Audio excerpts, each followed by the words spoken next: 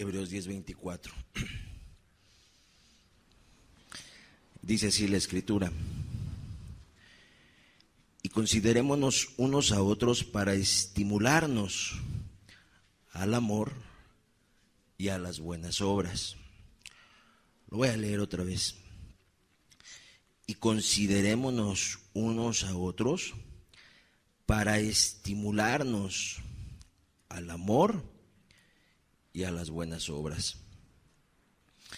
Aquí el escritor de la carta está dando una instrucción a un grupo de cristianos, o al grupo de cristianos que iban a leer esta carta. Obviamente en su momento se leyó, por lo que podemos entender, a quienes recibieron la carta, pero el Espíritu Santo tuvo a bien que esto quedara escrito a través de los años, y el día de hoy los cristianos contemporáneos, los cristianos de este tiempo, pudieran leer la misma instrucción y entender que de parte de Dios, pues el escritor ponía estas palabras y resaltaba algo. Hay que hacer o hay que considerar el estimular. Otra acepción de la palabra es incitar, como provocar, pero la provocación es como una reacción de, ¿cómo explicarla? No es enojo, sino es como una reacción recia. O sea, el estímulo es una reacción recia, un impulso fuerte, vamos a llamarlo. Dice, considerémonos unos a otros para tener ese estímulo, pero un estímulo fuerte, o sea, que lleva a la gente a levantarse, como si hubiera un debate acalorado, y en un momento dado las personas que están debatiendo de estar exponiendo sus argumentos, las personas puedan en un momento dado hasta levantarse y acaloradamente exponer sus argumentos. O sea, una defensa de sus argumentos muy firme. A ese tipo de impulso, nada que ver con enojo, nadie vaya a confundirse, nada que ver con enojo, sino estoy describiendo la clase de impulso a la que está llevando el apóstol, el escritor de la carta de los Hebreos. Estimular a los cristianos al amor y a las buenas obras. Que haya ese impulso en los cristianos, ese ímpetu en los cristianos al amor, a poner en práctica el amor. No hablar del amor ni entender el amor, sino a poner en práctica el amor. Y termina diciendo, y a las buenas obras. El amor, aunque es muy amplio de explicarlo y la Biblia lo define de una manera muy especial, ya lo mencionamos brevemente la semana anterior, pues vuelvo a decirlo, aunque es muy amplio de explicarlo, creo que a la mayoría nos queda claro lo que se puede llegar a referir la Escritura al decir, estimúlense los cristianos a practicar el amor. Pero nos vamos a enfocar nosotros en lo que menciona el versículo al final. Dice, estimularnos a las buenas obras. ¿A qué se refiere con esas buenas obras?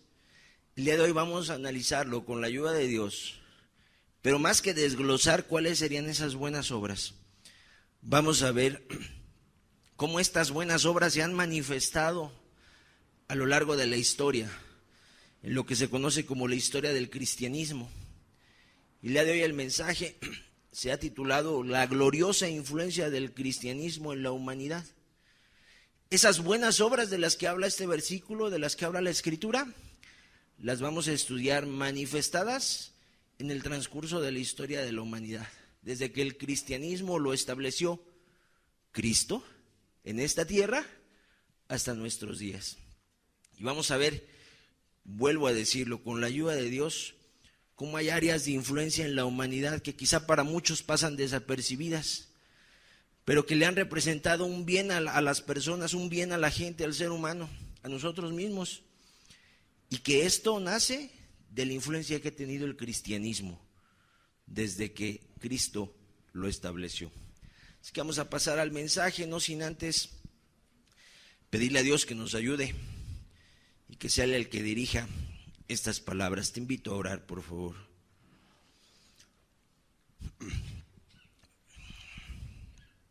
Padre, tú sabes las limitaciones físicas que hay ahorita para hablar, Señor. Mas, Padre, aquí nos has traído, Señor, y queremos, Señor, cumplir tu propósito, Señor. Da tu ayuda, Señor. Da tu ayuda para que hoy pueda ser compartido este mensaje y, como muchas veces nos expresamos de esta manera, caiga al corazón, Señor. Que sean verdades, que sean entendidas claramente y que queden arraigadas, Señor, para que puedan hacer una diferencia en las vidas, Señor, porque dice tu palabra que la letra mata, Señor. De nada sirve tener mucha doctrina, mucha enseñanza o conocimiento si tu espíritu no vivifica esta palabra, Señor. Es lo que queremos pedirte, que tu Espíritu Santo, Señor, le dé vida a estas palabras, que sean palabras tuyas y no de hombres, Señor, y que hagan una diferencia en el corazón, Señor. Hoy ven a hablarnos, por favor, te lo rogamos en el nombre de Jesús. Esta carta fue escrita antes de que finalizara el primer siglo después de Cristo, la carta que acabamos de leer del libro de Hebreos. Con ello podemos entender que el cristianismo comenzaba a establecerse en el mundo, estaba surgiendo apenas el cristianismo y avanzando rápidamente,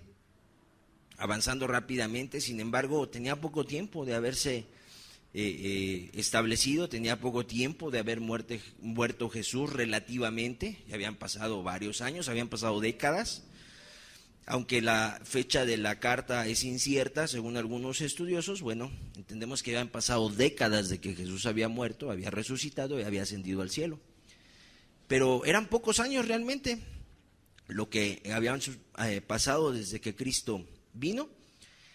Y la influencia del cristianismo en la humanidad estaba a punto de comenzar cuando se escribió esto. Pero ya se llevaba a los cristianos a que se manifestara algo en ellos, buenas obras. Y vamos a ver en esta segunda parte, vamos a llamarle del estudio, vamos a ver cómo esas buenas obras se fueron manifestando en las personas que, si lo queremos entender así, se adhirieron al cristianismo. Aunque lo que en realidad sucede no es que una persona se adhiera, sino que una persona es convertida por el Espíritu y simplemente lo que hace es empezar a caminar o a tener comunión con otros en quienes sucedió lo mismo. Es lo que pasó.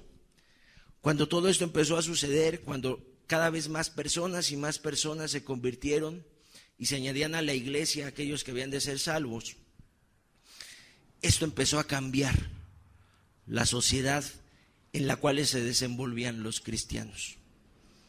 Y cuando nosotros veamos un poquito hacia atrás y analizamos las cosas, nos damos cuenta que a través de los años, a través de los siglos, esto ha seguido sucediendo. Donde hay cristianos verdaderos, donde hay personas comprometidas con Dios y dispuestas a practicar esta palabra en su propia vida, donde hay personas que están convertidas por Dios y que el Espíritu Santo está avivado en la vida de esas personas, necesariamente alrededor algo sucede de bien para la humanidad. Vamos a verlo el día de hoy, cómo esto ha ido influyendo. Esta parte del estudio se les tituló áreas de influencia. ¿En qué ha influenciado el cristianismo? Y el primer punto, la primera área de influencia, le titulamos la formación académica. No sé si tú sepas, pero la formación académica de muchos seres humanos ha podido favorecerse gracias al impulso que tuvieron cristianos en su momento para crear instituciones educativas. Le vamos a agregar incluso la formación académica de excelencia está al alcance aún el día de hoy para muchos seres humanos gracias a la influencia del cristianismo. Si me pones la primera imagen, de favor. Ok, a lo mejor no se ve muy claro, o sea, no se distinguen las letras, pero el título de la imagen dice 10 mejores universidades, o bueno, universidad dice ahí del mundo. Es un dato que tú puedes consultar en internet. Y ese dato es, pues, podríamos decir actualizado, dice del año 2017 a 2018, un ranking de universidades. A nivel mundial, ¿cuáles son las mejores universidades? Y aquí en lista 10, y obviamente hay más, pero bueno, estas son las primeras 10. En color rojo están encerradas 3 universidades. Entre las 10 principales o mejores hay 3 universidades. Estas 3 universidades, quiero decirte, fueron fundadas por cristianos. La Universidad de Harvard, que aparece en primer lugar en estas listas, ocupa el tercero a nivel general, pero es la primera de las universidades fundadas por cristianos que aparece en esta lista.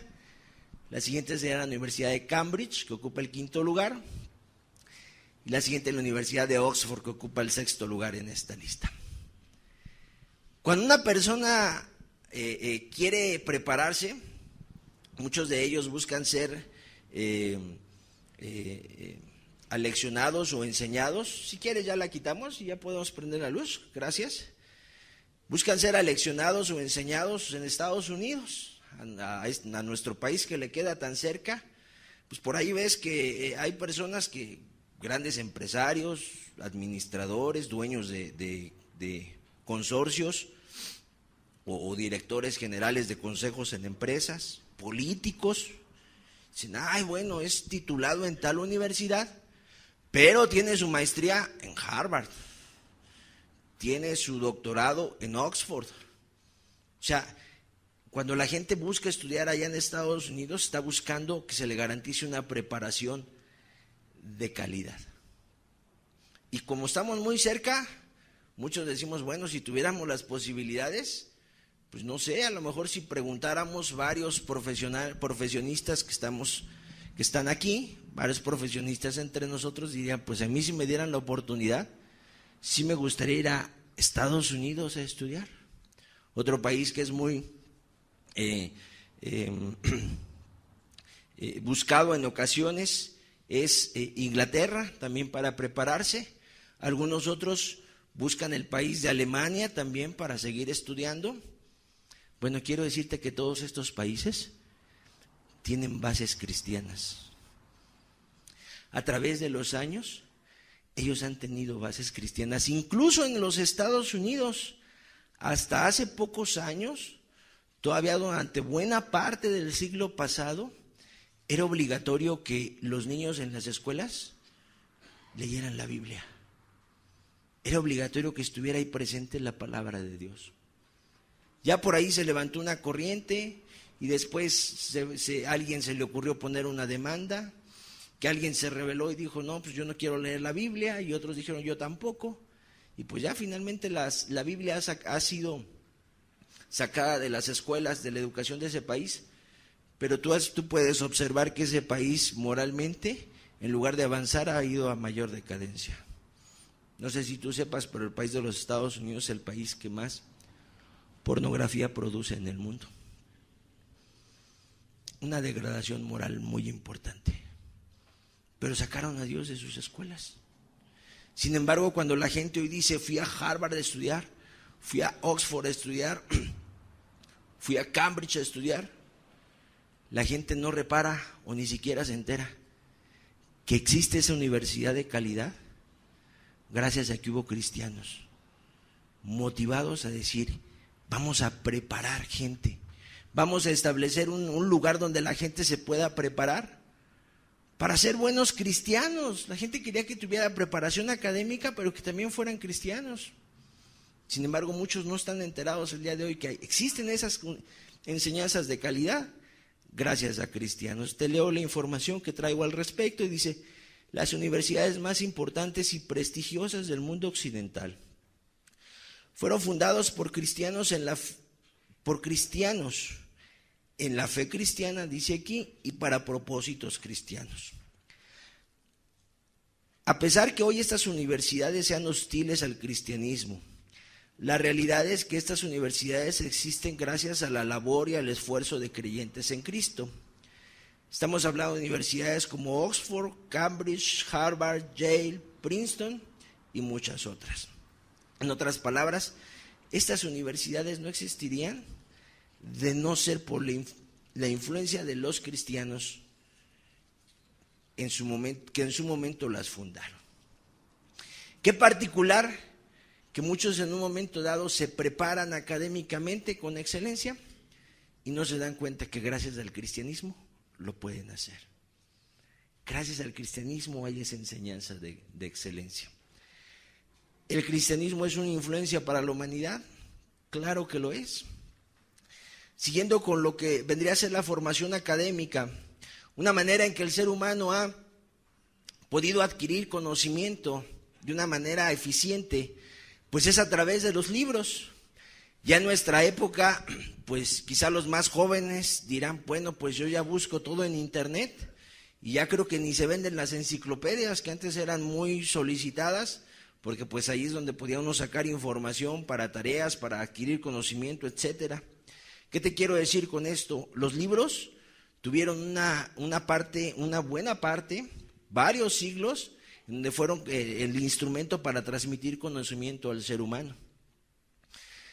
No sé si tú sepas, pero tenemos libros gracias a que hubo una persona, si no recuerdo mal, si ahorita mi mente no me juega una mala pasada, entre el siglo XV, el siglo XVI o hasta el XVII, quizá, perdóname, no traigo el año exacto, pero hubo un hombre que se dedicó a crear un invento llamado imprenta y gracias a eso el día de hoy tenemos libros. Pero ¿sabes ese hombre que buscó imprimir en primer lugar? Antes que una filosofía, antes que historia, antes que algún otro tipo de escrito, ese hombre buscó imprimir en primer lugar una Biblia. Esa persona tenía en un lugar especial a Dios. La palabra de Dios de alguna manera se manifestó como una influencia para que fuera lo primero que pudiera imprimirse en serie y poderse poderse compartir a otros. La Biblia se ha traducido a múltiples idiomas y dichas traducciones han contribuido a los avances lingüísticos entre las gentes. Si tú no sabías esa información, te la compartimos. Muchos cristianos, en su interés porque las personas conozcan acerca de Dios, se han dedicado a ir a países y a traducir la Biblia al lenguaje coloquial de las personas. Y al hacer estos esfuerzos, quizás sin habérselo propuesto, han contribuido a avances lingüísticos en los idiomas. Un ejemplo sería lo que sucedió en Alemania. En Alemania, en el tiempo de Martín Lutero, cuando se publicaron las famosas reformas o tesis de Lutero,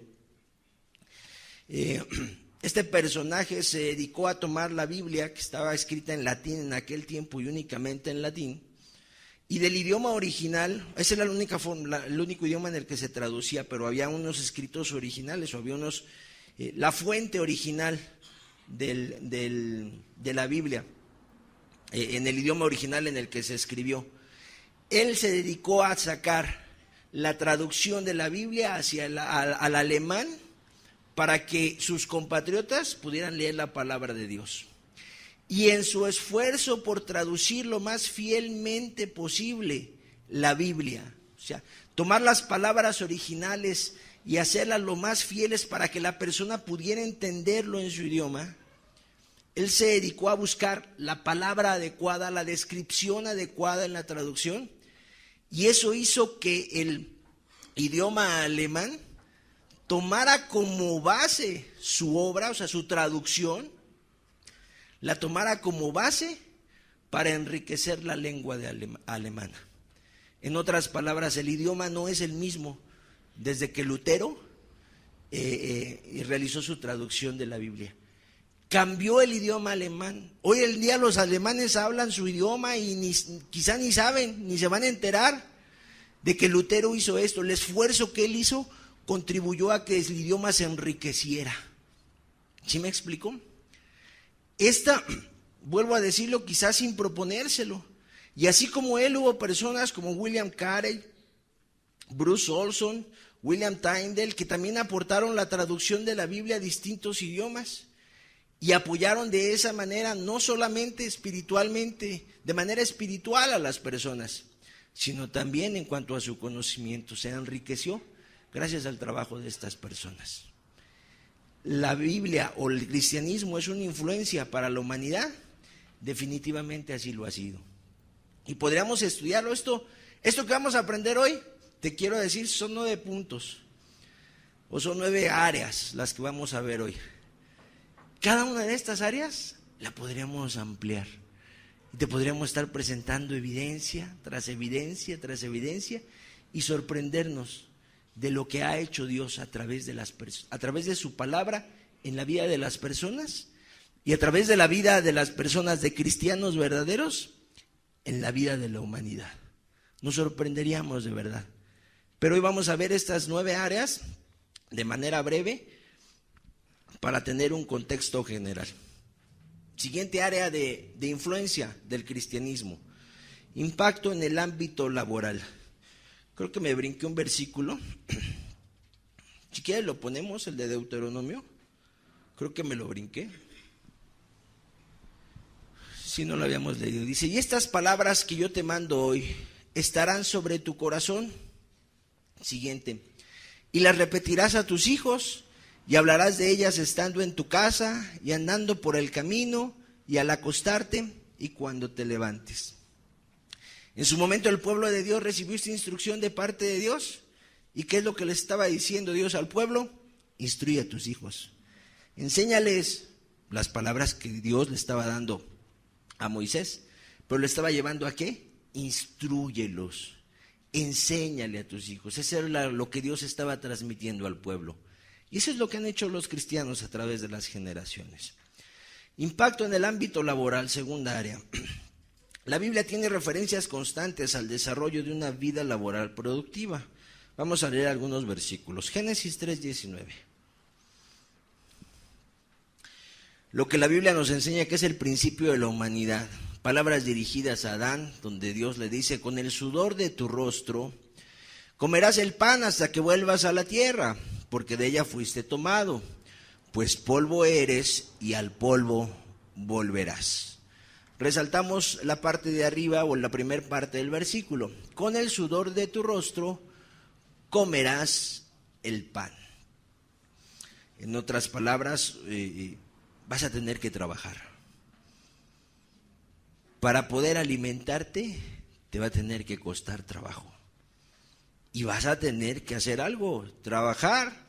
Y el sudor nos representa pues un trabajo así tranquilo, un trabajo en un corto lapso de tiempo. Bueno, pues pues generalmente no produce ese efecto en el físico, ¿verdad? La persona no suda con poquito trabajo. Trabaja ya más tiempo, a la gente suda. Obviamente en ese momento se le dieron a Adán esas palabras, pero no estaba transmitiendo Dios más que una sencilla verdad que aparece por toda la Biblia, Hay que trabajar. Hay que trabajar, tienes que ser productivo. Si me acompañas a Hechos 20, 34 y 35.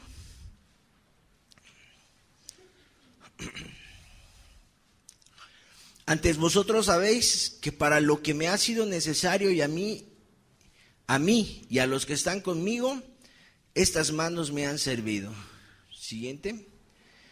En todo os he enseñado que trabajando así se debe ayudar a los necesitados. Y recordar las palabras del Señor Jesús que dijo: más bienaventurado es dar que recibir. Dice el apóstol Pablo: en todo os he enseñado que trabajando así se debe ayudar a los necesitados. Pero en el anterior dice que cuando tenía alguna necesidad, en el 34, les dice: estas manos me han servido. ¿Qué estaba diciendo el apóstol Pablo? Yo entiendo algo muy bien. Tengo necesidades, hay que trabajar. Y a veces la necesidad será ayudar a otros, hay que trabajar. La Biblia siempre va a tener referencias hacia que la gente pueda tener una vida laboral productiva. Y esto es muy importante porque muchas personas el día de hoy ven el trabajo no como una bendición, sino como una maldición. Ay, ¿por qué tenemos que trabajar? ¿Por qué tenemos que hacer esto? ¿Por qué el trabajo? Ay, ¿por qué ya tan rápido se llega el lunes? Deberíamos empezar a trabajar el martes.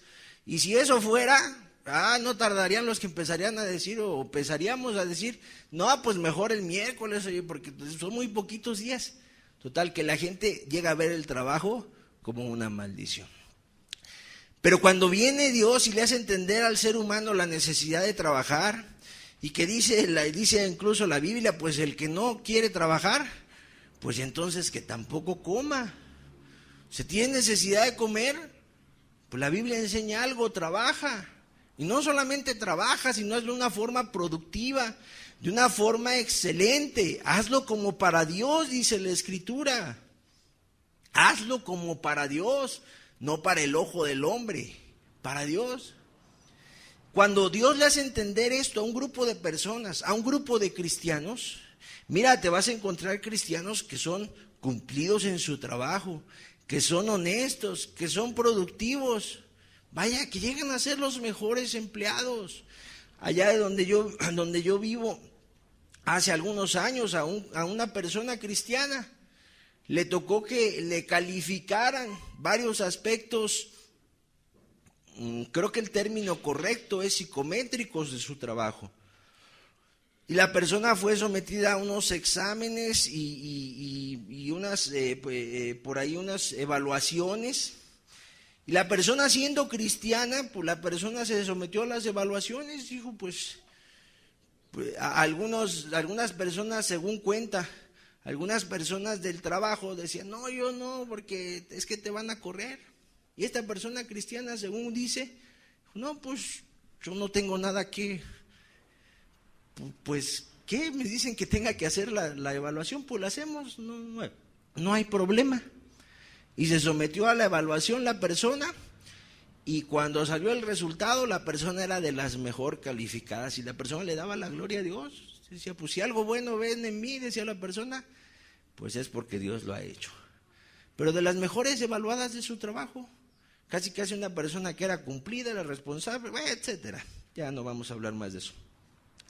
Ok, ¿qué es lo que sucede cuando Dios viene a la vida de las personas y les hace entender esta verdad? Las personas empiezan a transformar no solamente aspectos morales, sino en aspectos que tienen que ver con ser responsables, con ser excelentes. Entonces la persona, cuando trabaja, ya no hace las cosas nada más porque el jefe le está viendo. Ejemplo, estará en la oficina y estará acá. Antes decían, pues está ahí jugando con una computadora, jugando al solitario. Ahora eso ya pasó de moda. Ahora diríamos, está ahí metido en el Face, ¿verdad? La persona está acá metida, la persona en el Face, en el trabajo, en horas laborales, y ve aparecer por ahí al jefe. Ahí viene el jefe. Pum, cerramos el Face, empezamos a hacer como que escribimos, empezamos a acomodar papeles, haciendo las cosas para los ojos de los hombres. ¿Sí sucederá eso en los trabajos? Ok. Pero un cristiano, ¿qué hace? Vamos a leer Colosenses 3:22, por favor. Siervos, puede entenderse también como trabajadores. Obedecer en todo a vuestros amos o vuestros jefes terrenales, no sirviendo al ojo como los que quieren agradar a los hombres. O sea, si me ves, trabajo; si no me ves, hago como que trabajo. Sino con corazón sincero, o sea, honesto, temiendo ¿qué? ¿Que el jefe los corra? No, temiendo a Dios. Imagínate una persona que trabaja así. No, yo tengo que ser responsable. Si aquí me están contratando para trabajar tantas horas, pues me voy a dedicar a trabajar.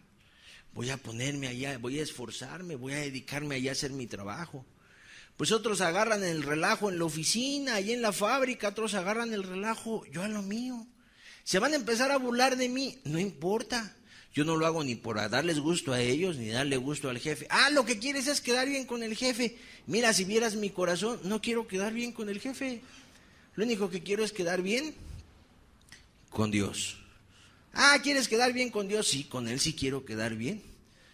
Temiendo a Dios. Señor, tú me dices que trabaje, tú me dices que sea responsable. Y otra cosa, Señor, yo digo que soy cristiano. ¿Cómo voy a decir que soy cristiano y vengo al trabajo al perder el tiempo?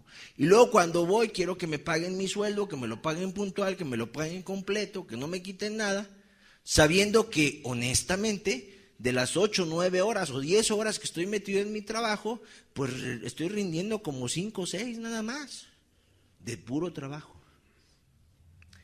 Oye, si tú te encuentras a alguien, a lo mejor conoces a alguien, no sé, pero si tú te encuentras a alguien así en el trabajo, ¿qué efecto va a producir en ti? Una de dos, o dices, oye, qué persona tan exagerada. Y si acaso tú en tu corazón, bueno, pues tiendes a molestarte con situaciones que no encajan con la manera en que tú piensas, pues a lo mejor hasta tienes un poquito de enojo, resentimiento, amargura, empiezas a hablar de la persona, empiezas a criticarla, etcétera. Qué exagerado, ay, sí, muy trabajador. O segundo efecto, su comportamiento, si tú no eres así, su comportamiento te reprende. Dices, caray, ¿cómo trabaja esa persona así? Caray, ¿cómo esa persona es responsable? Caray, ¿cómo esa persona no se saca las cosas? Todos aquí, o la mayoría aquí, pues vemos que nos podemos llevar para ganarnos un extra. Él no, ella no. ¿Qué impacto produciría en ti? Se puede vivir honestamente. Así han sido los cristianos a través de los años. Por eso Pablo dijo, estas manos trabajan. Y nadie se lo reprochó. ¿Y sabes qué decía él también? Sed imitadores de mí, así como yo, de Cristo. Yo no lo había razonado así, pero para este estudio Dios nos ayudó a entenderlo. Si te das cuenta que Jesús vivió ¿cuántos años en esta tierra? Aproximadamente 33 años. ¿Sí sabes que la mayoría de su vida trabajó? De esos 33 años, solamente 3, y también trabajaba, solamente 3 o 3 años y medio fueron dedicados al ministerio, a la obra que el Padre le envió a hacer. Pero si apartamos esos 3, vamos a hacerlos a un lado si tú quieres. Los otros 30 años, mientras pudo, trabajó. ¿Tendrá que ver el cristianismo o el ejemplo de Cristo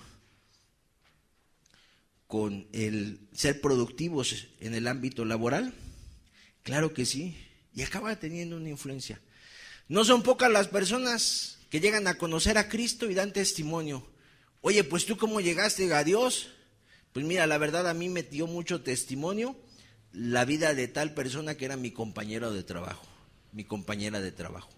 Me atrajo cómo era la persona, cómo era responsable. Y por eso a mí me interesó conocer de Dios.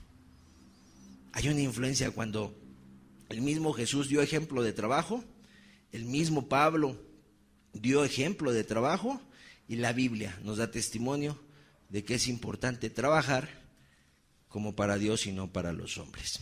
Siguiente ámbito de impacto, en donde el cristianismo es una influencia importante en la humanidad, en la política.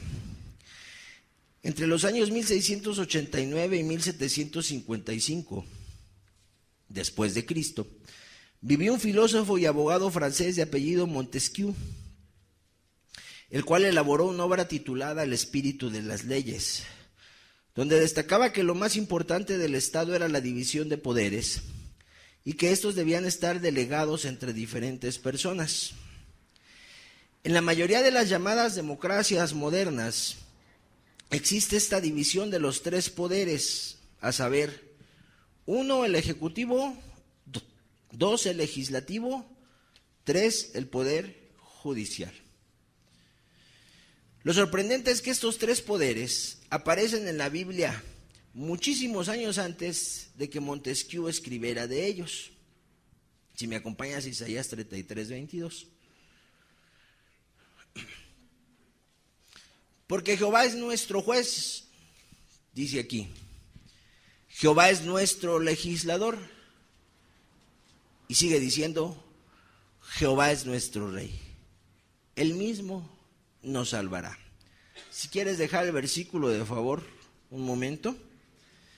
¿Qué acabamos de leer? Bueno, este personaje llevó a cabo su obra, la elaboró, se basó, según dicen algunos, en ejemplos de la cultura romana, desarrolla su obra y dice, bueno, hay en cuanto al Estado, a la constitución de un Estado, de un país, en esta constitución es muy importante, o lo más importante, lo que tiene más pesos es la división de poderes, y él destacaba algo, esa división debe hacerse entre diferentes personas, para que haya una equidad. Entonces tú ves rápido las democracias, nuestro país se le considera, o se considera a sí mismo, un país democrático. Entonces cuando ves la estructura del Estado es la siguiente, en el papel esta es la estructura, hay un presidente que gobierna este país, y ese presidente sería el poder ejecutivo de esta nación. Hay un grupo de diputados y de senadores que también tienen que ver con las decisiones que se toman en este país. De hecho, ellos son como una especie de filtro. A veces el presidente decreta una ley, pero los diputados y senadores se encargan de analizarla, aprobarla o rechazarla en su caso. Ese sería el poder legislativo. Y finalmente hay un grupo de personas denominados jueces, o una entidad que en nuestro país se conoce como la Suprema Corte de Justicia de la Nación, que se encarga de juzgar cuando hay alguna controversia en alguna ley o en alguna decisión de los poderes. El Ejecutivo quiere una cosa, el Legislativo quiere otra. A veces el que da el visto bueno hacia alguna de las dos decisiones o posturas es el Poder Judicial, esa entidad que se conoce como Suprema Corte. Bueno, así funciona la mayoría de las democracias modernas. Ok, ¿quién es considerada una persona que destacó esto en nuestra era? Ya te lo mencioné, Montesquieu. Él se basó en la cultura romana, pero antes de los romanos y antes de Montesquieu, Dios escribía esto inspirando al profeta. Si te fijas, está hablando de los tres poderes. Jehová es juez, el poder judicial; Jehová es legislador, el poder legislativo; Jehová es nuestro rey, el rey supremo, el poder ejecutivo. La diferencia es que mientras a las personas esos poderes se los tienes que repartir entre diferentes para que, se supone, no se corrompan, que no sean el mismo, que la misma persona o las mismas entidades tengan todo ese poder, con Dios eso no sucede. Él puede ser lo mismo y no hay ningún problema, porque Él no se corrompe ni admite cohecho. Qué particular que la Biblia hable de esto y después el ser humano lo saca y lo pone en práctica, y aparentemente parece ser lo ideal. Ah, qué buena idea. Ah, sí, así deben de funcionar las democracias. Si la ponen en un país, sí, así funciona. Y otro país también la adquiere. Y donde no hay, hasta unos se levantan y luchan por instalar una democracia. Y dicen, es que esto es lo correcto. Qué particular que la idea surgió primero en la persona de Dios. Y finalmente, ¿qué es lo que hace el ser humano? Adoptarla. Hay influencia del cristianismo aún en la política. No sé si eso lo sabías. Bueno, si no, Dios nos está permitiendo conocerlo. ¿Qué más? Otra área de influencia, la abolición de la esclavitud. La esclavitud formaba parte de la cultura de la época bíblica, le vamos a llamar así. Era algo que en nuestro tiempo puede resultarnos aberrante. O sea, si hablas de que alguien tenga esclavos en su casa, que llegas a la casa de alguien y dices, a ver, déjame le hablo a mi esclavo para que te sirva, y ahí va el esclavo encadenado, tú dirías, ¿qué está pasando? ¿De qué se trata? ¿Qué le pasa a esta persona? ¿Cómo es que tiene esclavos?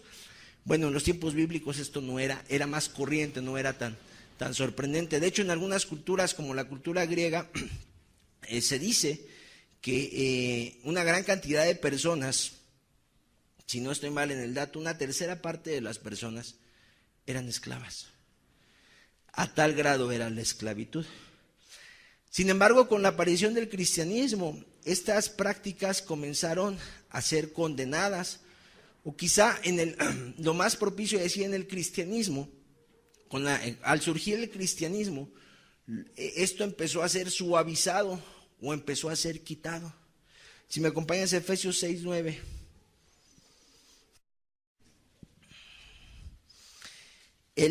La vida del esclavo, lo vamos a decir brevemente para no detenernos mucho. La vida del esclavo era muy dura. El esclavo prácticamente no tenía derecho a nada absolutamente. O sea, su vida no era suya. Si el amo, o sea, quien era su amo, determinaba que la persona muriera, moría y se acabó. Nadie podía decirle nada al amo porque hubiera muerto su esclavo. Si decidía castigarlo a golpes y castigándolo a golpes lo mataba, nadie decía nada. Si el esclavo se casaba y tenía hijos, la esposa y los hijos eran del amo, no del esclavo. Entonces, si el amo en un momento dado decía, a ver, echa a tus hijos, los voy a vender, los vendía y nadie decía nada. La vida del esclavo era muy dura, era muy rígida. No tenían libertad, literalmente. Efesios 6:9. Y vosotros, amos, haced con ellos lo mismo, dejando las amenazas, sabiendo que el Señor de ellos y vuestro está en los cielos, y que para Él no hay acepción de personas. El desempeño entre amos y esclavos era muy marcado. El amo está acá y el esclavo está por acá abajo. O sea, hay diferencias, dicen algunos el día de hoy, hay niveles. Así había niveles entonces.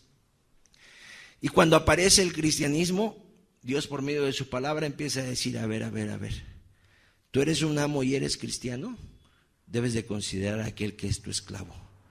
Y tienes que tratarlo no amenazándolo, mucho menos matándolo a golpes, ¿verdad? Digo, no, es lógico, si la Biblia dice esto, dice, deja las amenazas y considera algo. Dios es Dios tuyo y Dios también de tu esclavo. Más aún si tu esclavo es cristiano. En otras palabras, trátalo con humanidad. Trátalo con humanidad. Esto era corriente en aquel tiempo, pero con la aparición del cristianismo eso empezó a menguar, hasta que en su momento se presentó lo que vendría a ser la abolición de esta esclavitud. Antes de pasar a eso, leemos Gálatas 3:28, por favor, que los puse juntos. Dice, ya no hay judío ni griego, no hay esclavo ni libre, no hay varón ni mujer, porque todos vosotros sois uno en Cristo Jesús. Otra vez los ponía iguales. Gálatas 3:28. Y leemos Colosenses 3:25. Mas el que hace injusticia recibirá la injusticia que hiciere, porque no hay acepción de personas.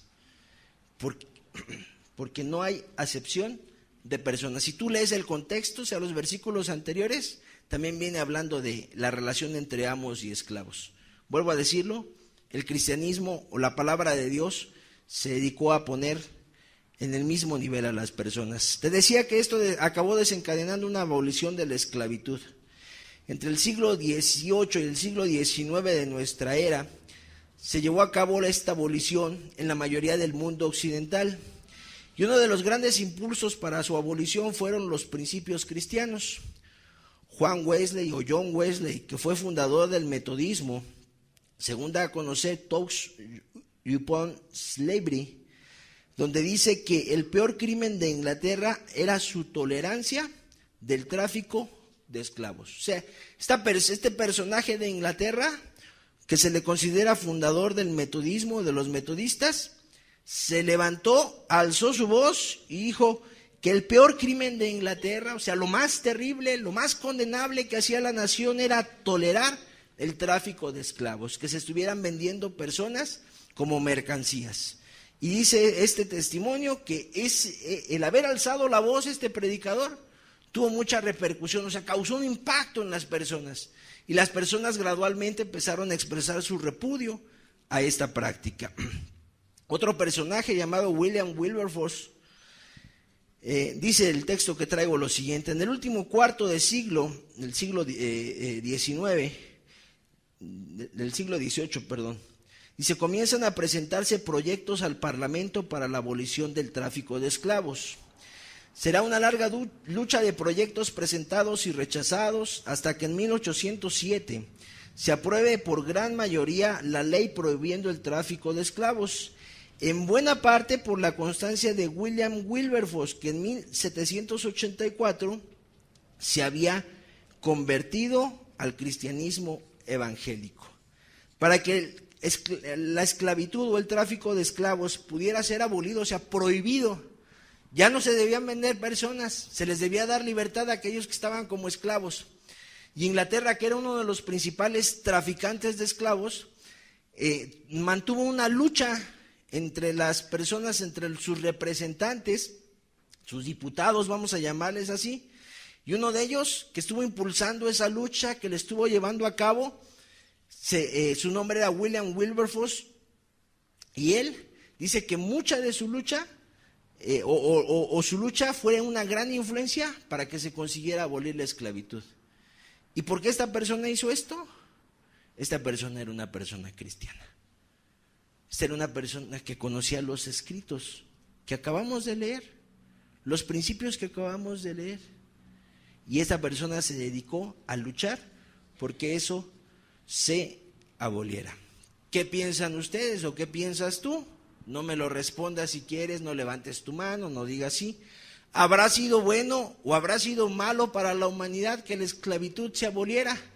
Y lo voy a poner entre comillas porque hay países donde todavía existe, sobre todo en África, el día de hoy, pero ya en mucho menor grado. ¿Habrá sido bueno o habrá sido malo para la humanidad que se aboliera la esclavitud? Yo creo que la mayoría diríamos, o todos diríamos, pues qué bueno que se abolió, ¿verdad? Eso es lo justo. Bueno, ¿sabes por qué sucedió? Por la influencia del cristianismo en la humanidad. Siguiente área de influencia, la ciencia. Salmos 94:10. El que castiga a las naciones no reprenderá. Segunda parte, no sabrá el que enseña al hombre la ciencia. Está hablando de Dios. Y destaca una particularidad de Dios. Segunda parte del versículo, no sabrá, o sea Dios, el que enseña al hombre la ciencia.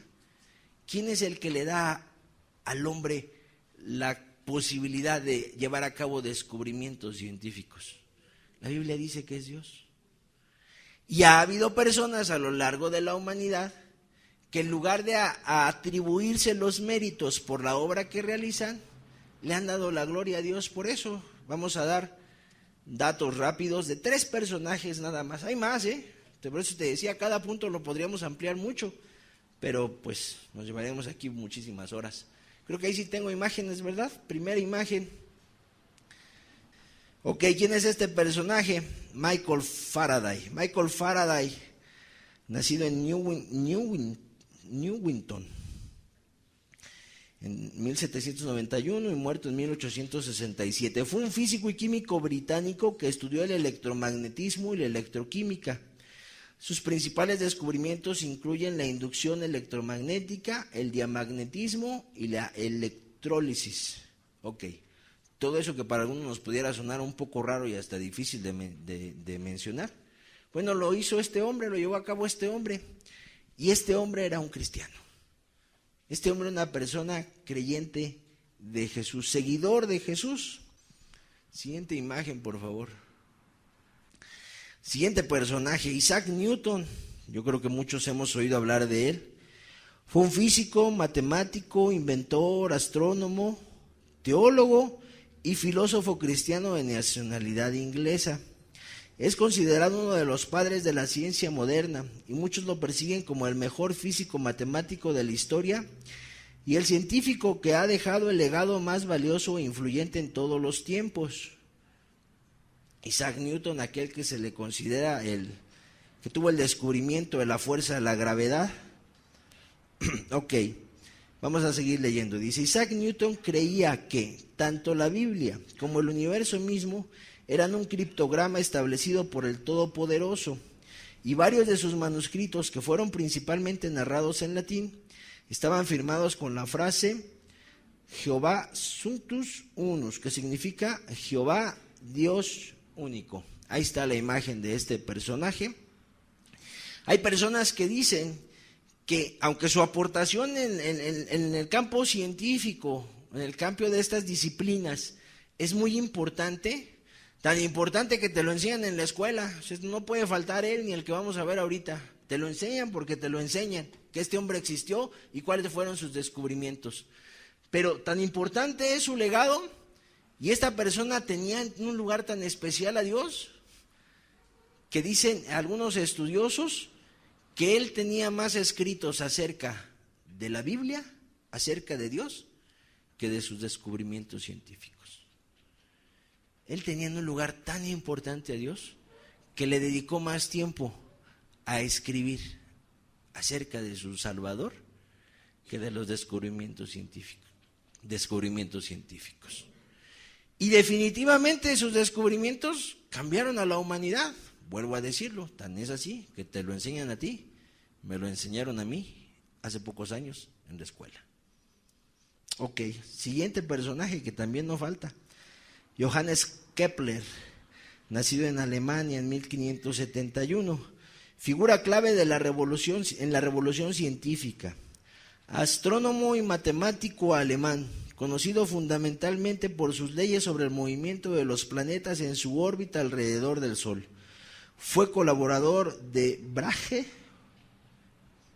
a quien sustituyó como matemático imperial del rey de la época, Rodolfo II. O sea, fue tan importante su influencia que fue el nombrado matemático imperial.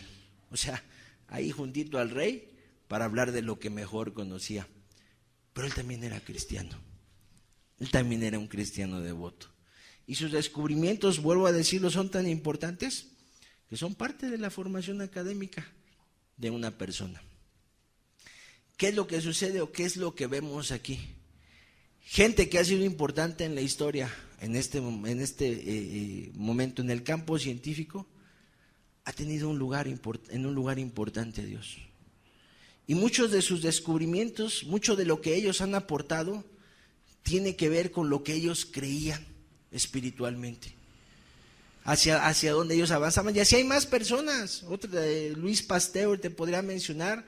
Hay más científicos que podríamos mencionar también que eran creyentes y también fueron científicos e hicieron algo por la humanidad.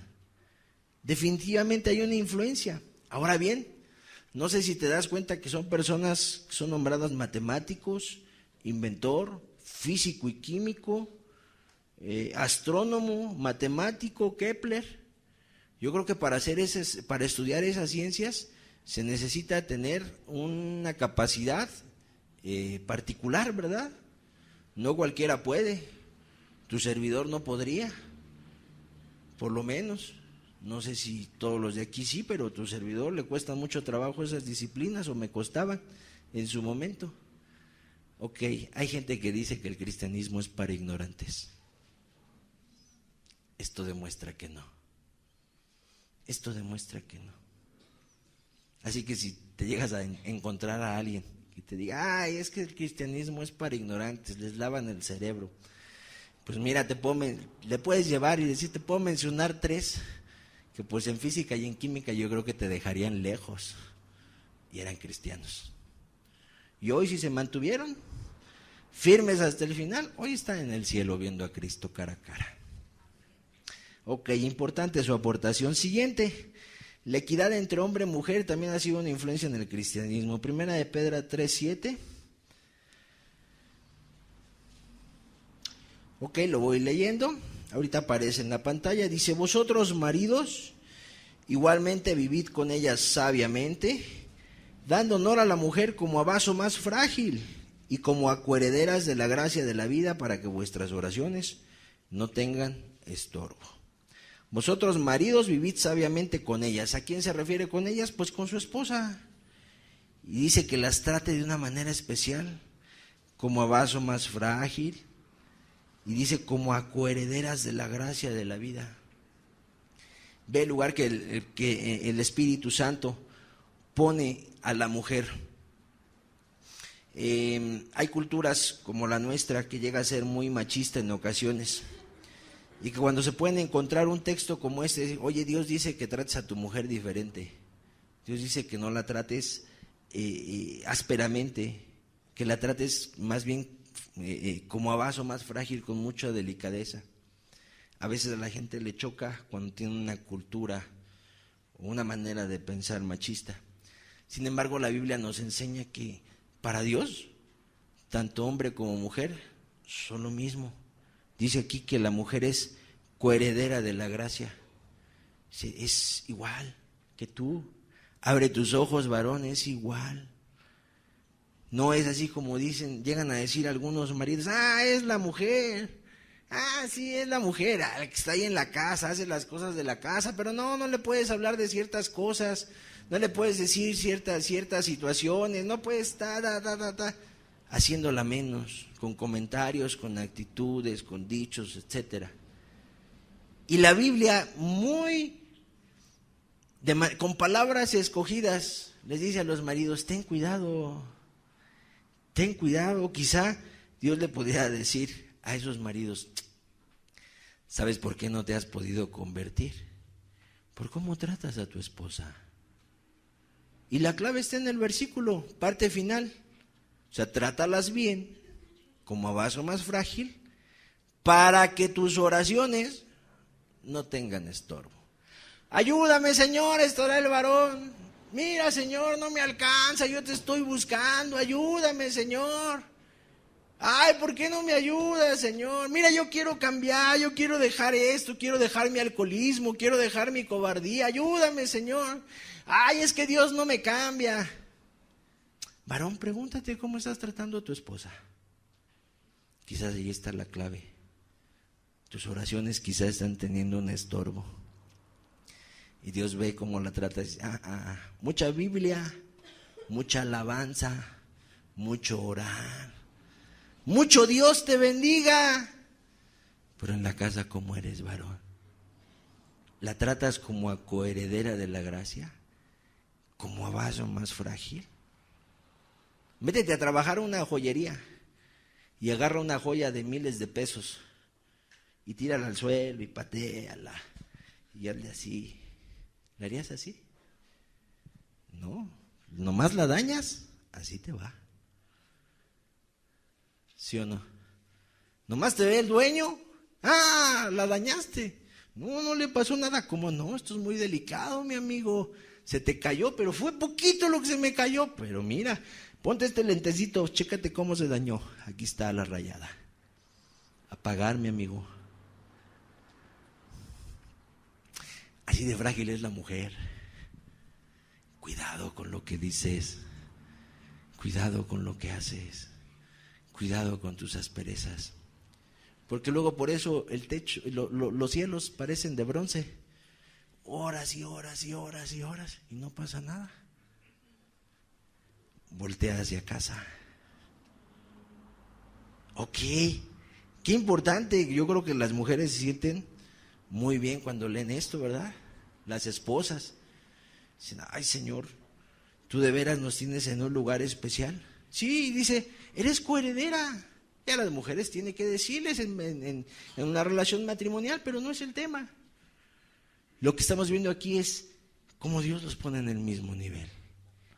Cómo Dios, el cristianismo, que las palabras de Cristo son el principio del cristianismo, el cristianismo contribuye a esa equidad.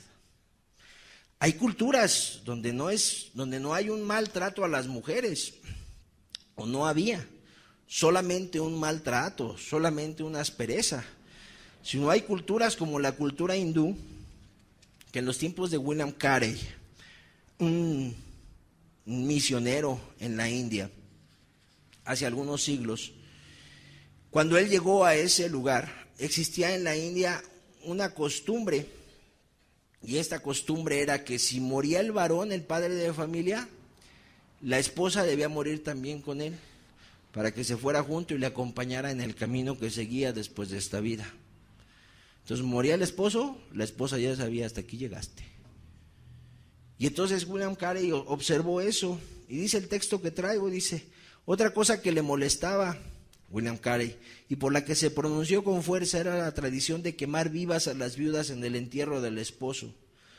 Conmovido por esto, le imploró al gobernador inglés que prohibiera esa horrible acción. Por alguna razón, la costumbre no se canceló sino hasta 1828, cuando William Bentinck fue constituido gobernador general. Una de sus primeras acciones fue detener este cruel acto. En diciembre de 1829 se firmó el edicto, o sea, la ley, y Carey tuvo el privilegio de traducirlo al bengalí, o sea, el idioma de la época. Él se pronunció, él se convirtió en una influencia, Y tan es así que fue una influencia para que eso fuera quitado de la cultura de aquel tiempo, que cuando se transcribió la ley, le dijeron, órale, tú ponlo en un lenguaje que lo entiendan todas las personas. Todos aquellos que practican esto, que lean que hay una ley, no puedes matar a la viuda si el esposo murió, está prohibido. ¿Qué cambio más particular? ¿Gracias a qué? A la influencia de un varón que temía a Dios, que conocía estos principios como el que acabamos de leer en la carta de Pedro. Qué bueno, ¿verdad? Qué bueno que eso se abolió. Imagínate que aquí existiera en nuestro país. Imagínate que esto estuviera sucediendo. ¿Cuánto temor tendrían las esposas que no se me muera el varón? Porque si no, así me va. Pero qué bueno que Dios proveyó a un varón valiente, decidido, que amaba a Dios mucho y que como amaba a Dios, obedecía a su palabra y la amaba también. Y conocía estos principios y dijo, esto es injusto, no puede estar sucediendo. Y se pronunció. Y algo cambió. Eso se acabó. Gracias a Dios por los cristianos. Amén. Ok. Siguiente área. Una humanidad compasiva. Ya estamos terminando esta parte. Hebreos 10:24, por favor. Y considerémonos unos a otros para estimularnos al amor y a las buenas obras. Hubo alguien que inspiró estas palabras. Este es el versículo con el que empezamos. Hubo alguien que inspiró estas palabras. Y el que las inspiró lo hizo con su vida. Te vuelvo a decir, esta área le titulamos una humanidad compasiva. Marcos 8, del 1 al 2. En aquellos días, como había una gran multitud y no tenían qué comer, Jesús llamó a sus discípulos y les dijo, tengo compasión de la gente, porque ya hace 3 días que están conmigo y no tienen qué comer. Vio Jesús a las personas y vio que no tenían qué comer y dijo, hay algo en mi corazón, no estoy a gusto si no han comido, hay que proveerles. Tú puedes leer el pasaje o quizá lo conoces. Los discípulos le dicen, pues es que nada más hay unos pocos panes y unos cuantos peces. ¿Cómo le vamos a dar de comer a toda esta gente? Pues tráiganlo.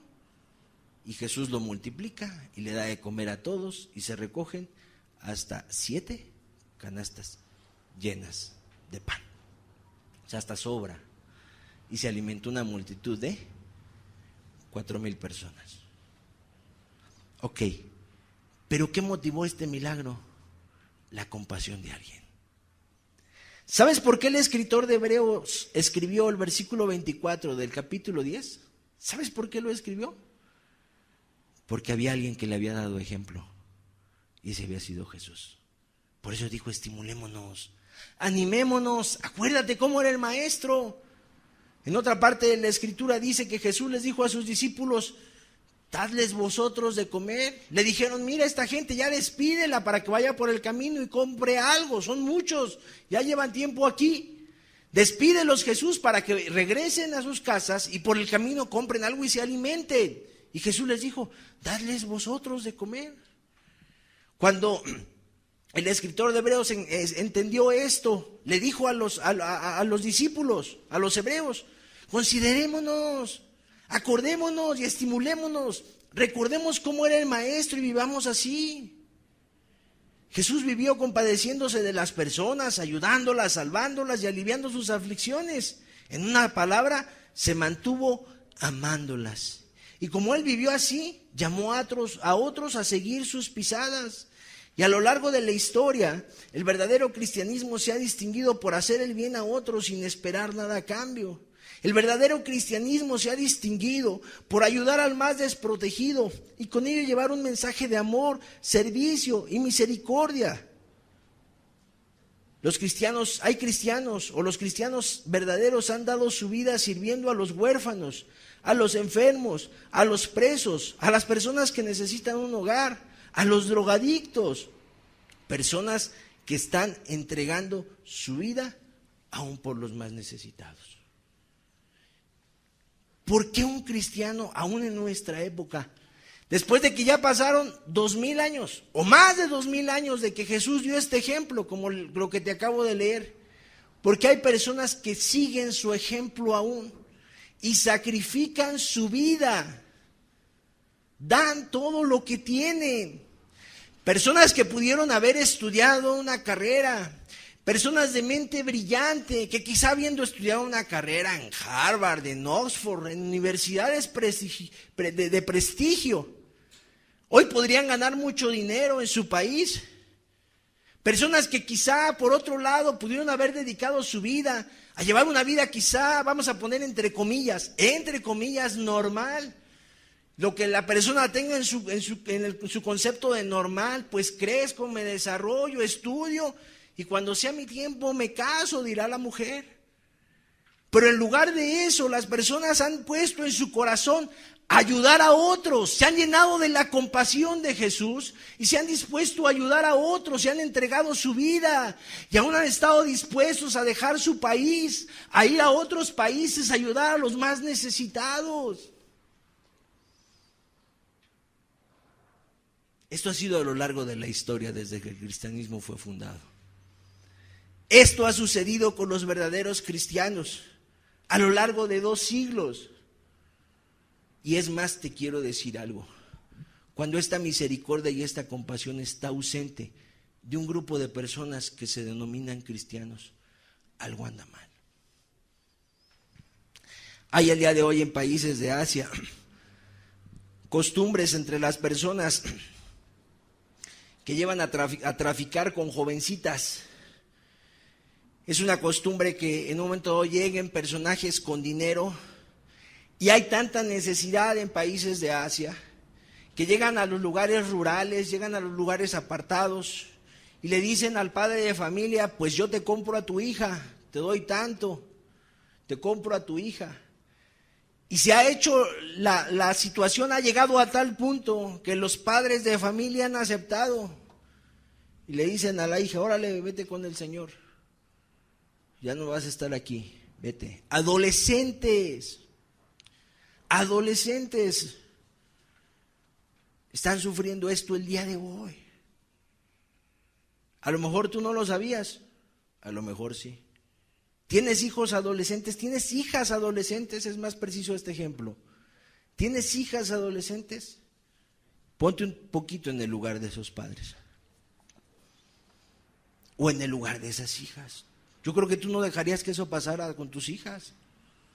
Yo no lo permitiría. Bueno, en países de Asia esto se está llevando a cabo y se llevan a las jovencitas para prostituirlas, para traficar con ellas, para darles una vida de tremendo sufrimiento. ¿Y qué es lo que ha sucedido? Ha habido personas que han estado dispuestas a irse a esos países y a hacer algo por ayudarlas. Y te voy a mostrar un video para que veas un grupo de jovencitas de un país en aquella región que al haber tenido contacto con este cristianismo del que te hemos estado hablando, ha habido una diferencia en sus vidas. Yo quiero que las observes para que esto se haga más real. ¿Ya está listo?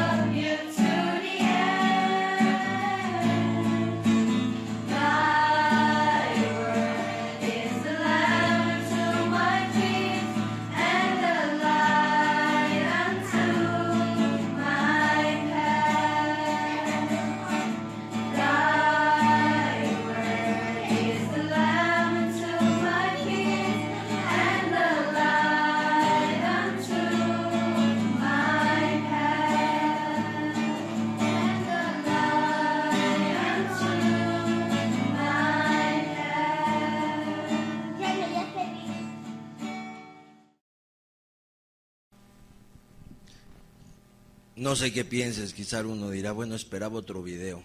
Simplemente están entonando una canción para Dios, ellas. Pero no sé si alguien contó cuántas eran. Ah, ok, qué bueno, que vieron el detalle. 9 chicas que no están en manos de personas que los prostituyan.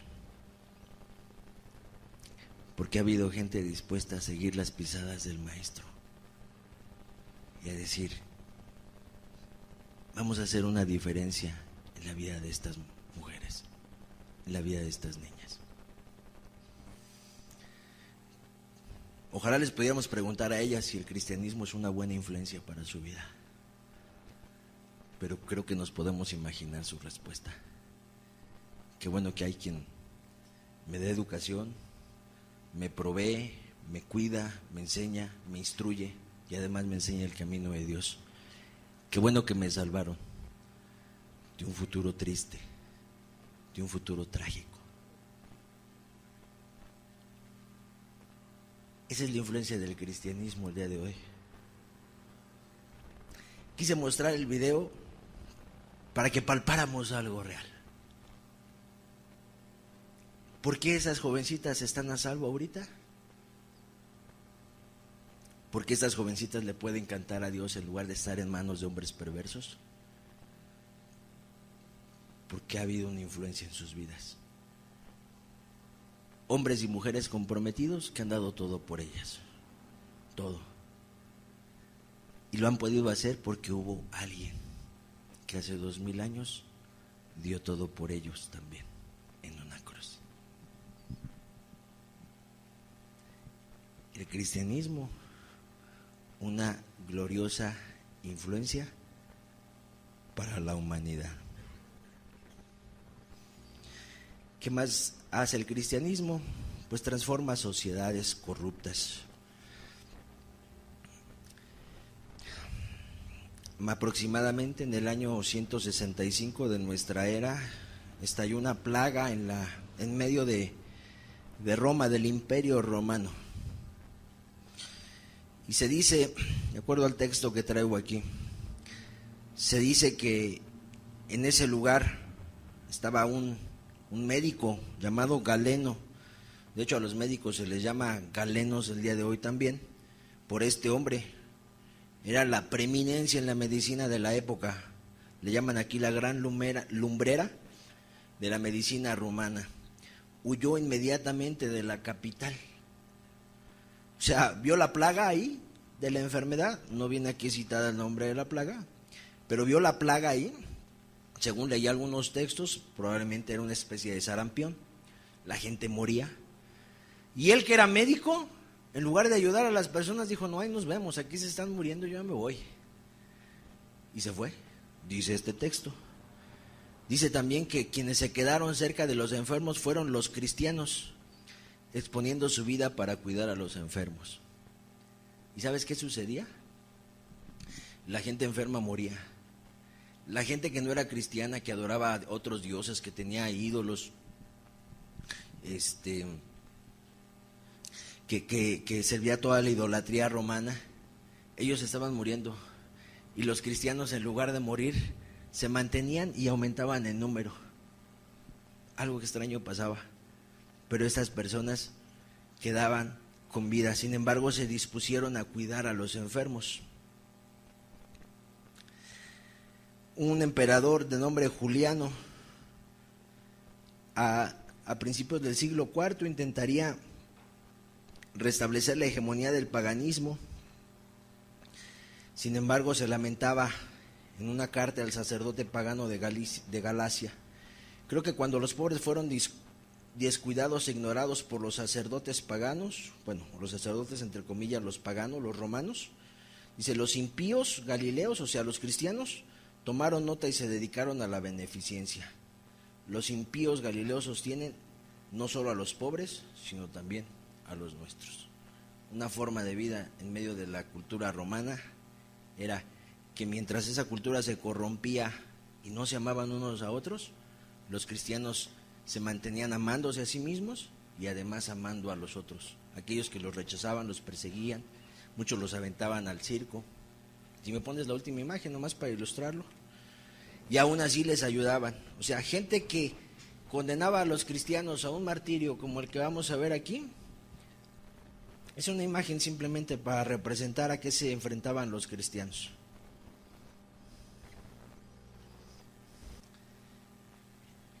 La imagen representa un grupo de cristianos allá a la orilla, orando, y una serie de fieras saliendo al circo, a la arena, para devorarlos. A eso se enfrentaban los cristianos de la época. ¿Sabes quiénes los condenaban a esto? La gente que después, cuando vino la plaga, se enfermaron y fueron ayudadas por los cristianos. Ellos los denunciaban y los condenaban a esto. ¿Qué habían los cristianos? Que a pesar de que aquellos ciudadanos romanos los condenaban, los señalaban, a pesar de que hacían eso, cuando los vieron enfermos no les dijeron, mi Dios te está castigando, ahora sí vas a saber lo que es bueno. No, los recogieron.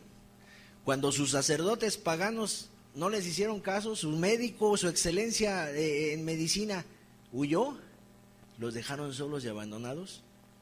En lugar de cobrar venganza a los cristianos, actuaron con amor. ¿Sabes qué sucedió a la larga? Que este imperio se transformó al punto que hubo emperadores que se pueden considerar o se consideran en la historia como creyentes.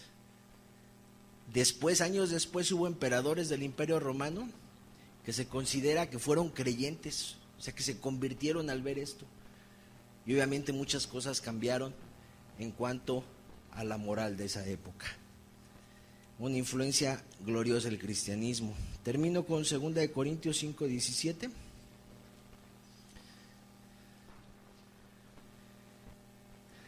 La última área de influencias. De modo que si alguno está en Cristo, nueva criatura es. Las cosas viejas pasaron, he aquí todas son hechas nuevas. La última influencia o área de influencia que tomamos para este estudio, la salvación de las almas. El cristianismo es una influencia gloriosa para salvar a las almas. Y cuando muchos, quizá al no estar familiarizados con lo que representa la salvación de un alma, muchos dirían, pues ¿eso qué? La salvación de las almas tiene un valor, si a alguien le suena redundante, me disculpo, invaluable. Un valor invaluable. Un alma salva es muy valiosa. Si alguno está en Cristo, es nueva criatura. Las cosas viejas pasaron y todo es nuevo.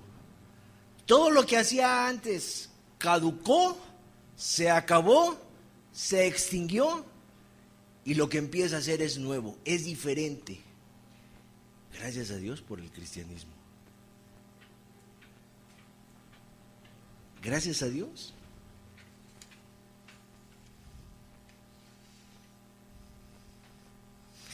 Dice Ezequiel 22:30, y busqué entre ellos hombre que hiciese vallado y que se pusiese en la brecha delante de mí a favor de la tierra, para que yo no la destruyese, y no lo hallé. Isaías 6:8 dice, entonces oí la voz del Señor que decía, ¿a quién enviaré y quién irá por nosotros? ¿Por qué es difícil encontrar esta influencia el día de hoy? Porque muchos se dicen ser cristianos. Muchos cargan una Biblia, pero pocos están dispuestos a hacer luz en medio de las tinieblas. Qué maravilloso. Gracias a Dios por el cristianismo.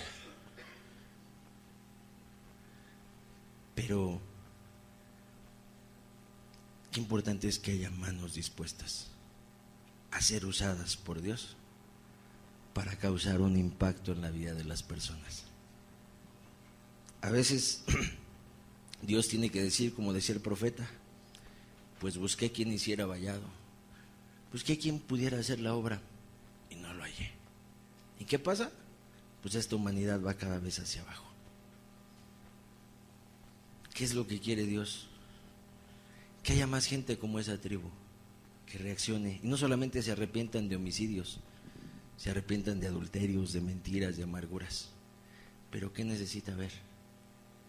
Gente que sea verdadera cristiana y que tenga un testimonio fiel y verdadero para impactar a otros y que otros se vuelvan a Dios, como lo hicieron estas personas. Gran influencia tiene el cristianismo, pero para que haya cristianismo, primero tiene que haber verdaderos cristianos. Cerramos los ojos. Para terminar la reunión vamos a hacer una oración.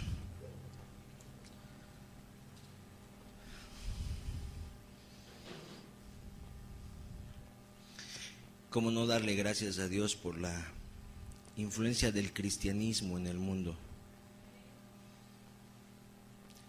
Y es que déjame decirte que si el cristianismo puede influenciar al mundo el día de hoy, como lo mencioné, es porque existen verdaderos cristianos, porque han existido a lo largo de los años. Por eso puede haber un cristianismo que sea una gloriosa influencia para la humanidad. Pero déjame decirte que que si puede haber cristianos en la tierra que impacten la vida de otros, es porque hace 2000 años hubo un Cristo dispuesto a dar todo por el ser humano para poder salvarlo, para poder redimirlo, para poder ayudarlo, para poder transformarlo y que se convirtiera en un testimonio vivo de este precioso Jesús. La Biblia dice que Jesús no cambia, Él es el mismo de hace 2000 años. Y así como hace 2000 años buscó y formó discípulos, así sigue buscando el día de hoy. ¿Quién esté dispuesto? ¿Quién, cuando Dios pregunte, como dice el libro de Isaías, ¿a quién enviaré y quién irá por nosotros? ¿Quién pueda responder como lo hizo el profeta? Heme aquí, envíame a mí. Heme aquí, estoy dispuesto, estoy dispuesta a ser tu testigo. Envíame a mí. Estoy dispuesto a ser un testimonio vivo de ti. Estoy dispuesto a ser usado para que tú seas una poderosa influencia, Jesús, en esta humanidad perdida. Eso es lo que Jesús está buscando el día de hoy. Señor, te damos gracias por abrir nuestros ojos a estas verdades. Te doy gracias por tu ayuda para compartir esta palabra. Señor, aunque ha sido un tiempo largo, te pido que las verdades queden bien sembradas en el corazón, Señor. Padre, y que tu palabra nos estimule al amor y a las buenas obras, Señor. Encuéntrate, Señor, hombres y mujeres dispuestos, Señor. Aquellos que no son cristianos y necesitan arrepentirse y necesitan tu perdón, que estén dispuestos a no descansar hasta encontrarlo. Y aquellos que se dicen cristianos, Señor, que caminamos contigo. Padre, que renovemos nuestros votos y que te digamos, heme aquí, envíame a mí, Señor. Que podamos ser usados para que esa gloriosa influencia del cristianismo no se apague, Señor, sino que aumente, Señor, y vaya hasta los lugares más recónditos, Señor, para que tú seas muy glorificado en ello. Gracias por tu palabra que inspira, Señor, y gracias por la ayuda de tu Espíritu. En el nombre de Jesús, Señor. Amén.